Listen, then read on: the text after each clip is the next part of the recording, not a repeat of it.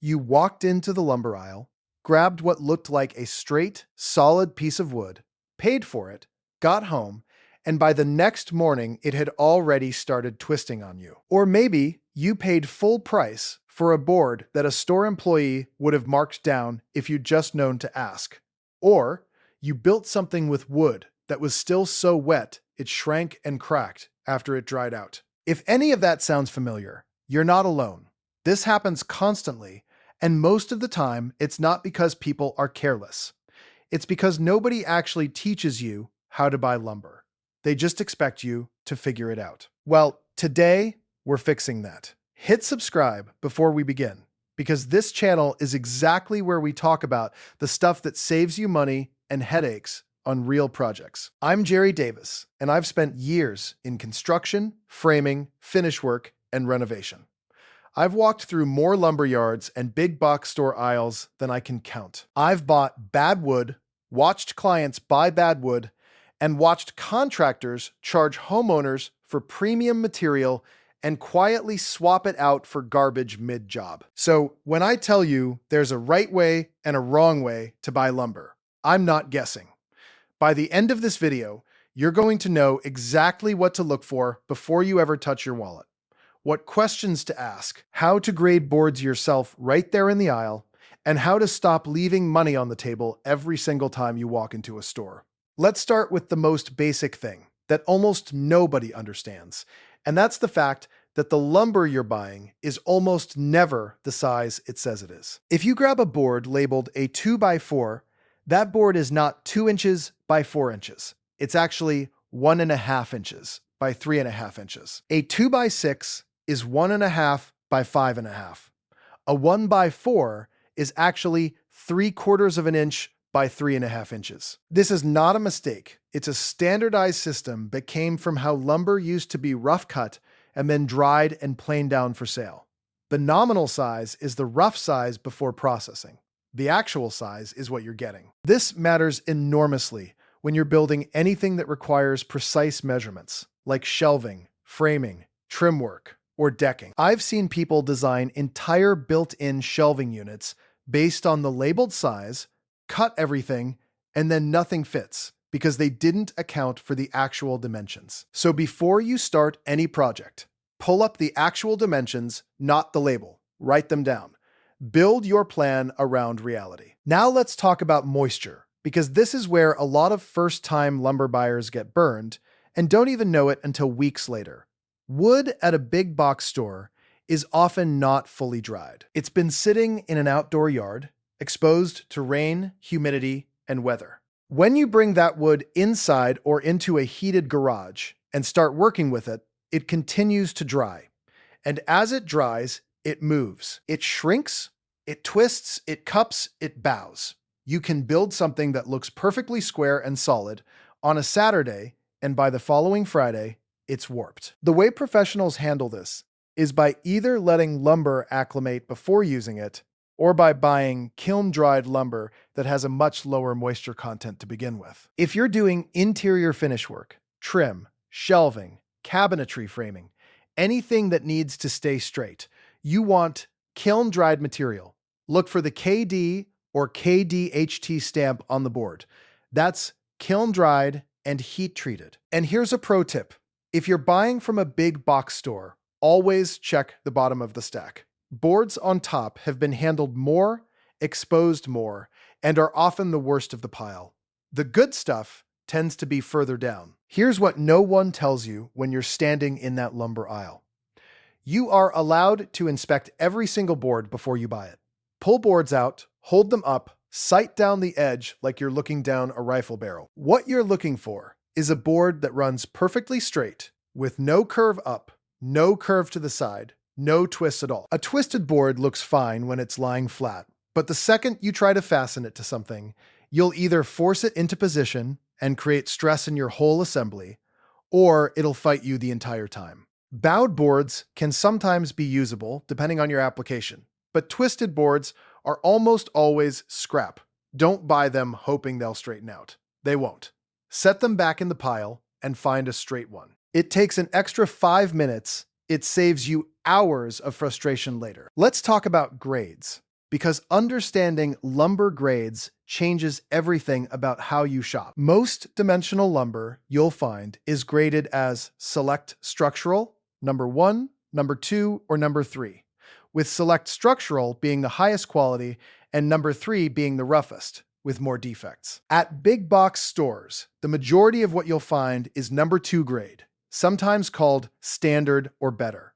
For most framing work, number 2 is completely fine. But for anything visible, anything that's going to be stained or finished, or anywhere you need maximum strength in a tight space, you want to step up. The problem is, most stores don't label grades clearly on the shelf tags. You have to look at the stamp on the board itself. Every piece of dimensional lumber should have a mill stamp that tells you the species, the moisture content, the grade, and the certifying agency. Take 30 seconds to read it. It tells you exactly what you're buying. Don't get me wrong. I'm not saying you need premium lumber for everything. That would be a waste of money on rough framing or projects that are going to be covered up. But I see people go the opposite direction too, using number 3 reject boards for projects where it absolutely matters, and then wondering why everything looks rough and uneven. Match the material to the job. Framing walls that will be drywalled? Number 2 is fine. Building a floating shelf that your guests are going to see every day. Spend a little more and get clear. Or select grade material. This is where people mess up when it comes to species selection. Most homeowners just grab whatever pine or SBF, which is spruce, pine, or fir, is sitting in front of them without thinking about what the wood actually needs to do.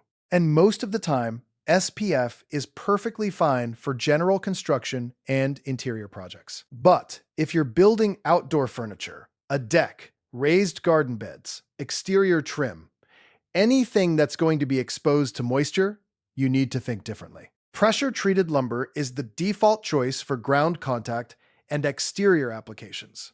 But not all pressure-treated wood is the same. There's above-ground rated and there's ground contact rated. They have different chemical retention levels. Using above-ground rated wood in direct soil contact is going to give you rot problems within a few years.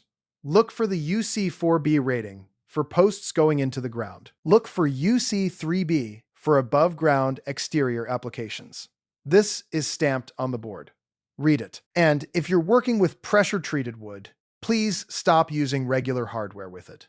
Modern pressure-treated lumber uses chemical preservatives that are highly corrosive to standard steel fasteners and connectors. You need hot-dipped, galvanized, or stainless steel screws, nails, joist hangers, and brackets.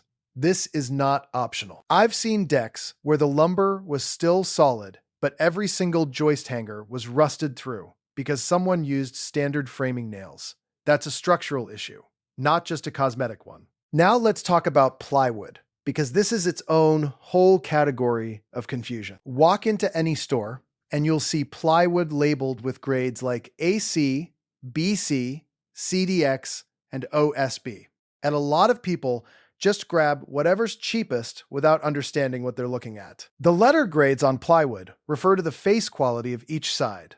A is the best with minimal defects. B is still fairly smooth with some repairs. C has knot holes and defects that are acceptable. D is the roughest. CDX plywood, which is extremely common, has a C face, a D back, and the X means it's been bonded with exterior grade glue, making it suitable for roof sheathing and subfloor applications. But CDX is not a finished surface. If you're building cabinet boxes or shelving that will be seen, you want at least one A or B face. If you're doing visible cabinet interiors, look for Baltic birch, which has many more thinner plies and a much more consistent, smooth surface. It's worth every extra dollar. Here's a pro tip on plywood that will save you money. When you're at the store, check the cutoff bins or ask an associate if they have any damaged sheets. A sheet with one banged up corner can often be bought at a significant discount, and if your project doesn't use the full sheet, you cut off that corner anyway, and it costs you nothing. I've picked up half-price sheets This way, more times than I can count. Let me address the big box store versus lumberyard debate, because I get asked about this constantly. Big box stores are convenient, they're open late, they're everywhere, and for small projects, they're perfectly adequate. But for larger projects, specialty wood, or if you're buying any significant volume, a real lumberyard almost always beats them on quality and price. Lumberyards carry a wider range of species. They often have better dried material. Staff actually know what they're talking about. And if you're buying a significant quantity, most yards will cut you a deal that no big box store will match. You just have to ask. Walk in, tell them what your project is, tell them how much you need, and ask what they can do on price. The worst they say is no, but most of the time, they will work with you, especially if you seem like you know what you're doing. And yes, I know some of you are going to disagree with me on this, but I'm going to say it anyway. If you are doing any kind of project over a few hundred board feet, learn how to calculate board feet. A board foot is 1 inch thick by 12 inches wide by 12 inches long, or any equivalent volume. Lumber yards sell hardwood by the board foot. If you walk in not knowing this, you are going to either get confused, overpay, or buy the wrong amount. The formula is thickness in inches times width in inches times length in inches, divided by 144.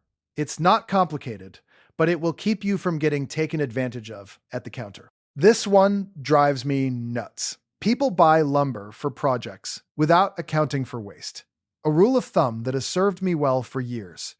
Add 10 to 15% to your calculated material quantity for a standard interior project. For anything with a lot of cuts, angles, or pattern matching, go up to 20%. You're going to have defective boards in the pile, boards you'll reject on inspection, cut off ends that can't be used, and mistakes. If you buy exactly what you need and nothing more, I promise you're making a second trip to the store.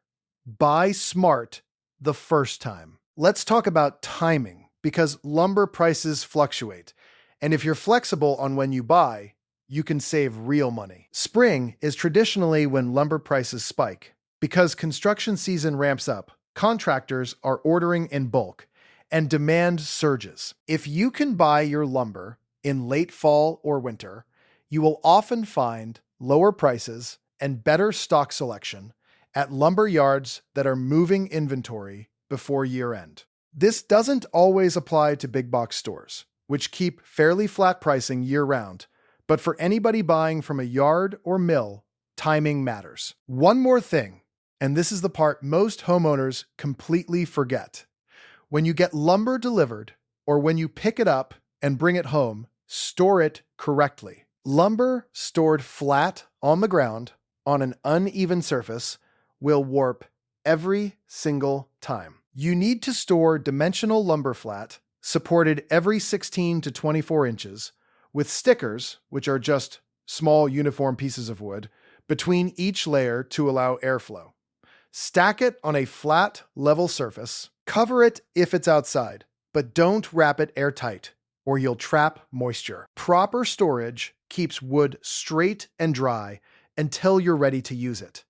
I've seen people buy perfectly good lumber and ruin it completely by just throwing it in a pile in the backyard for 2 weeks. Tell me in the comments which one of these caught you off guard, because I've talked to enough homeowners to know that at least 2 or 3 of these come up in almost every project. The nominal versus actual size one alone has caused more headaches on job sites than I can count. And if you've ever grabbed a twisted board hoping for the best, you already know how that story ends. Look, buying lumber is not complicated once you understand the basics. Read the stamps, cite down every board, know your grades, know your species, match the material to the application. Store it properly, and if you're buying any real volume, get yourself to a lumber yard and ask for a deal. A little knowledge goes a long way, and most of it is free. Hit like, subscribe, and share this with someone who's about to start a build and doesn't know any of this yet.